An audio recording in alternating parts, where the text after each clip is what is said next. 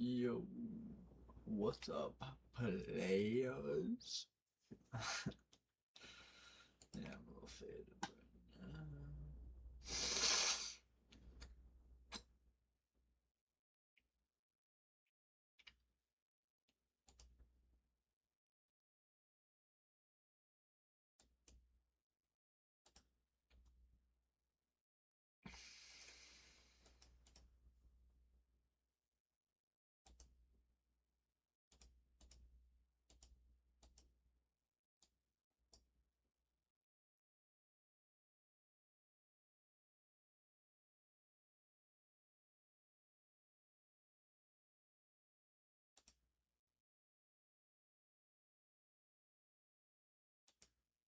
add that same effect to the webcam in here too if we wanted. And again, you can set all of this stuff up before you start recording or before you go live, or you also have the ability to do this stuff on the fly as well. Meaning that during your recording or your live stream, if you wanted to pick up this webcam here and move it around, or even turn it on or off, you can easily do that here from the controls, and that's gonna happen live in your show or recording. But there's another advanced mode that you could kick into here called studio mode. And it's kind of the mix of both of those. So if we enable studio mode here, you can see now we have program. So this is what's going live or what's been recorded. And we can also see a preview here. So you'll see now if I make changes in the preview window, let's just move the webcam over to this other side. This actually hasn't happened live or in the recording yet. When we want that to happen, then we can just press transition here, and now that has happened. So this gives us the ability to add text or graphics or things and to change stuff up while we're live here, but not actually push it live to our recording or live stream until we're ready for that to happen. But for simplicity, and especially if you're just starting out, you'll probably find it's easier to disable the studio mode and everything just happens in real time. If you're picking something up that's actually happening in the recording or the stream. So that's how we can customize up the scenes and the visuals and all of that stuff. But in terms of the audio, and we want to pick which microphone we're going to use, if we want sounds from our computer coming through or not, all that's done down here in this audio mixer. You can see that we've got different volume level sliders for things like our desktop audio. So I could slide that down, or I could hit mute here if I don't want any computer sounds coming through. Likewise with the screen capture here as well. We can adjust our microphone volume here as well. So if we're too loud, we can quiet it down or boost it up. hello.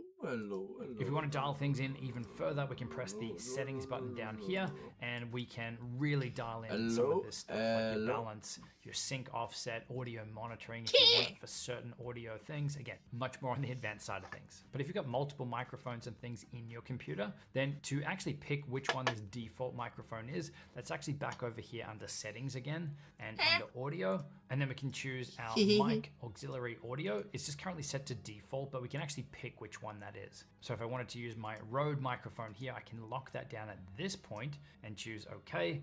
And any adjustments I make here at this point are to that specific microphone. We can also add different microphones or audio sources for the different scenes if we'd like to as well. Again, probably a little bit more advanced, but if we hit the plus, then we can add an input capture device for that specific scene. But in terms of actually live streaming from here, starting, stopping our stream, we've got our start streaming button here, which is going to start that stream for us. Again, if we're going to YouTube and we've got that integration here in OBS, I would recommend that you're bringing up here the docs, so the chat and the live control panel, so you can monitor things while you're live. And then to stop the streaming, this start button is obviously going to change to a stop button. And then pretty much exactly the same for the recording. To start and stop the recording, you've got this here as a separate option for you. Now, there's one more really cool setting that I want to touch on quickly in here, and this is the virtual camera. You can see we've got an option here, start virtual camera. So what this is going to allow us to do is inside of other tools like Zoom or Teams or Google Meet, any other tool that uses a webcam, we can actually use OBS here as a virtual webcam for those other tools, meaning that we can have our screen shares and custom stuff and text and graphics and all of that stuff that we're controlling from OBS, and we can feed this into those other tools. It really is as easy as choosing start virtual camera, and then in one of those other tools, we can just select here OBS virtual camera, and then whatever we're controlling in OBS will be reflecting through into these other apps or tools as well. So now that you're up to speed in OBS, if you want to level up your video content creation, whether it's live streams or whether it's regular videos, I've got a video linked on screen sharing our content creation process and how we're able to streamline and optimize everything from idea right through to release. So definitely check that one out. There's also a bunch of other resources and links in the description box below to help you even further, and I will